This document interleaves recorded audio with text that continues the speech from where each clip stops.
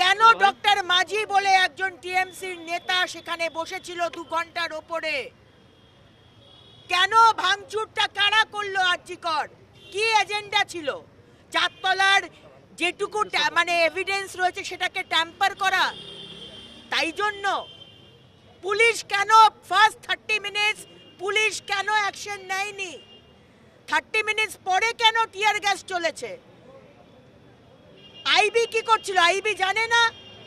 আইবির কাছে খবর ছিল না যে 5000 লোক আসছে? কেন?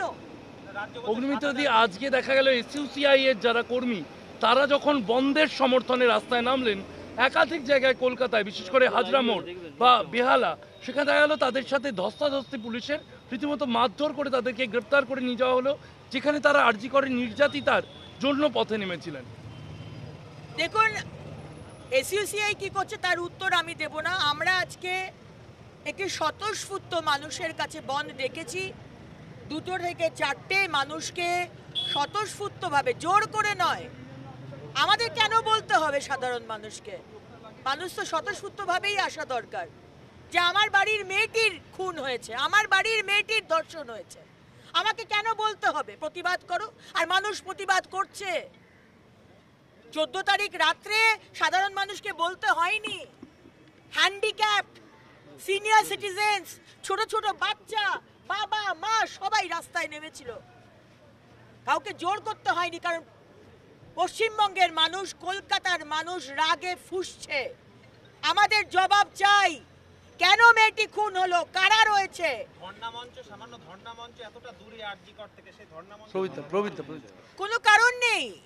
আজকে বিরোধীদের লাইভে আছে, বিরোধী বলতে তো আজকে পশ্চিমবঙ্গে শুধু বিজেপি উইন্ডো নিয়েছে, তার মুখ স্তব্ধ করে দেওয়ার চেষ্টা করছেন, সাইলেন্স করে দেওয়ার চেষ্টা করছেন এই সরকার, মুখ্যমন্ত্রী। এবং ঠিক যেভাবে আমাদের অভয়ার মুখ বন্ধ করে দেওয়া হয়েছে।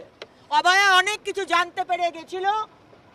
অভয়া জানতে পেরে গেছিল হাসপাতালের মধ্যে সেক্স র্যাকেট চলছে।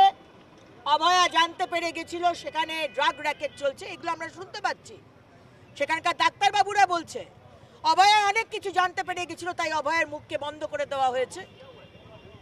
আর আজকে বিরোধীরা যারা, আমরা বিজেপি রাস্তায় নেমে মানুষের পাশে আমরা বিচার চাইছি এবং মুখ্যমন্ত্রীর পদত্যাগ চাইছি। মুখ্যমন্ত্রী, আপনি হোম মিনিস্টার, আপনি পুলিশ মিনিস্টার, আপনি চিফ মিনিস্টার,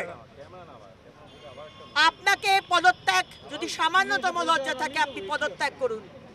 আপনি মহিলাদের সুরক্ষা দিতে পারছেন না, আপনি পদত্যাগ করুন। 14 তারিখ রাত্রে যখন আরজি করে হামলা হয়েছে, মুখ্যমন্ত্রী আপনার স্টেট আইবি কোথায় ছিল? আপনার পুলিশদের মারা হয়েছে। কলকাতা পুলিশ রক্তাক্ত, তার চেহারা আমরা দেখতে পেয়েছি, পুলিশ রক্তাক্ত। কোথায় স্টেট আইবি? কেন খবর ছিল না? সব খবর ছিল। আজকে সাধারণ পশ্চিমবঙ্গের মানুষ রাস্তায় নেমে প্রতিবাদ করছে, সেই থেকে ডিরেকশন ঘোরাবার জন্য আজকে তৃণমূল আরজি করের যে আক্রমণ হয়েছে 14 তারিখ রাত্রে সেটা করেছে এবং প্রমাণ লোপাট করার জন্য তারা চেষ্টা করেছিল চারতলার প্রমাণ লোপাট করতে। 3rd ফ্লোর মানে যে 4 তলা সেটা তারা জানে না, অশিক্ষিত দল তো, তাই 3 তলাতে গিয়ে ভাঙচুরটা করেছে। 3rd ফ্লোর মানে যে 4 তলা সেটা তারা জানতো না, তাই 4 তলায় পৌঁছতে পারেনি। আরজি করের প্রাক্তন প্রিন্সিপাল সন্দীপ ঘোষ, মুখ্যমন্ত্রী আপনি সব রকম ভাবে চেষ্টা করেছেন এই কেসটাকে ধামাচাপা দেবার। আপনি সব রকম ভাবে কেসটাকে কনফিউজ করার চেষ্টা করেছেন। আপনি বলেছেন, আপনার পুলিশ বলেছে, আপনার স্বাস্থ্য দপ্তরের লোক বলেছে এটা সুইসাইড। আপনার অত্যন্ত প্রিয় পাত্র এক্স প্রিন্সিপাল অফ আরজি কর ডক্টর সন্দীপ ঘোষ বলেছে ইটস আ কেস অফ সাইকোসিস। আপনার পুলিশ বডিকে প্রিজার্ভ করেনি, সেকেন্ড পোস্টমর্টম হয়নি। আপনার কোনো ডক্টর মাঝি সেখানে গিয়ে ঘন্টার পর ঘন্টা বসেছিল। আপনার নির্দেশে না কার নির্দেশে সেখানে কনস্ট্রাকশনের কাজ শুরু হয়েছে। এই সব কিছু বিষয় আপনার রোল অত্যন্ত সন্দেহজনক। তাই সিবিআই এর কাছে আমি আর্জি জানাবো মুখ্যমন্ত্রীকে ইন্টারোগেট করা হোক, তার রোল নিয়ে, এই কেসে তার কি রোল। এবং মুখ্যমন্ত্রী আজকে আপনি নামুন, কামদুনি যারা দোষী তাদের শাস্তির দাবিতে, কারণ কামদুনির আমাদের মেয়েটি এখনো বিচার পায়নি। আপনি কোন মুখে আজকে আরজি করে বিচারের কথা চাইছেন? আগে কামদুনির বিচারের কথা বলুন, আগে তাদেরকে বলুন যারা দোষী তাদেরকে ফাঁসি হোক, তারপর আপনি এখানকার কথা বলবেন। সন্দীপ ঘোষ তিনি আদালতের দ্বারস্থ হয়েছেন নিরাপত্তা চেয়ে, তার নিরাপত্তার জন্য তিনি আদালতের দ্বারস্থ হয়েছেন। তিনি তো বাউন্সার নিয়ে ঘুরে বেড়ান। প্রথম প্রিন্সিপাল, প্রথম ডাক্তারবাবু আমরা দেখলাম যে বাউন্সার নিয়ে ঘুরে বেড়ায়, তার নাকি বিরাট সিকিউরিটি। তার মাথার ওপর মুখ্যমন্ত্রীর আশীর্বাদের হাত, তার আবার কিসের সিকিউরিটির দরকার? সিকিউরিটির দরকার তো আমাদের মতো সাধারণ পাবলিক, সাধারণ মানুষ এবং আমাদের মতো অভয়াদের, যাদেরকে গণধর্ষণ হয়ে খুন হতে হয়, তাদের সুরক্ষার দরকার। কারণ তাদের সুরক্ষা নেই, তাদের কোনো সেফটি নেই। আর তাদের বিচার চাইতে গেলে আগে এই সরকার, মমতা ব্যানার্জির সরকার, মহিলা বিরোধী সরকার, তারা মহিলার কি দোষ? কেন মহিলা রাত্রিবেলায় সেমিনার হলে গেছে? কে বলছে? প্রিন্সিপাল বলছে।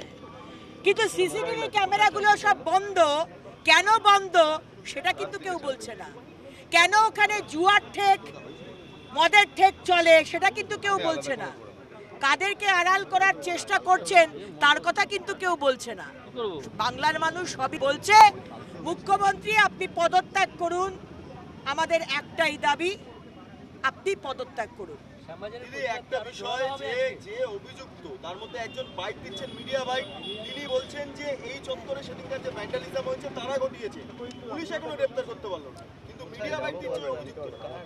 কি বলছে? বলছে তারা কিভাবে ভ্যান্ডালিজম সেদিন করেছেন সে বিষয়টা পুরোপুরি প্রকাশ্যে মিডিয়ার সামনে বলছে, কিন্তু যারা ভ্যান্ডালিজম করেছে তাদেরকে এখনো পুলিশ গ্রেপ্তার করতে পারে না, শনাক্ত হচ্ছে। আসলে দেখুন, আমি অবাক হয়ে গেলাম কলকাতা পুলিশের সোশ্যাল মিডিয়ায় পোস্ট, যেখানে সেদিনকে যারা যারা ভ্যান্ডালাইজ করেছে তাদের মুখগুলোতে রেড সার্কেল দিয়ে তারা লিখছেন, কলকাতা পুলিশ লিখছে, যারা এদেরকে চেনেন, যারা এদেরকে শনাক্ত করতে পারবেন আমাদেরকে জানান বা কাউকে জানান, আপনার লোকাল থানাকে জানান। কলকাতা পুলিশ আপনি জানেন না? বিনীত গোয়েল আপনি জানেন না এরা কারা?